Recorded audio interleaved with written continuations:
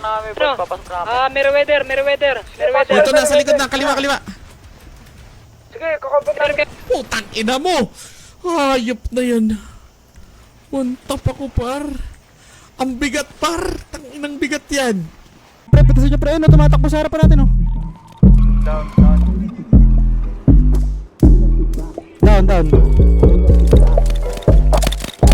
Meron din sa kanila.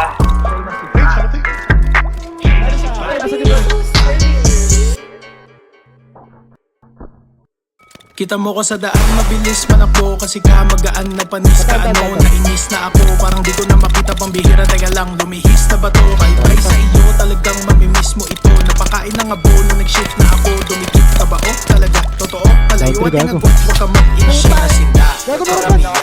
Pati kotse niya ay nasipa, sabay kami dalawa, sumipat, sumagat noong titek ko ay kumagat, napamura na lang siya ng tangina, nag-blink auto mo parang magina. Down. Sabi niya, pagtaas ng hood stock makina, matig si Bakila para bantroso. Totoo daw di ako nang luloko, di niya maabot kahit natin todo na parang kantang maganda pagkatono. Pagbaba ang auto kahit ba, sagot ko ay oo nung sabi niya stop. Silip niya sa loob, bigla na shock nung nakita niya laptop sa gilid ng box. Siya'y nasipa. Ayun, malis. Tara, balik tayo dun. Siya'y nasipa. Siya'y nasipa. Siya'y nasipa. Down 1, tumatanda pre. Siya'y nasipa. Down. Ang daming lakad, pwede lang sa daan ng patag.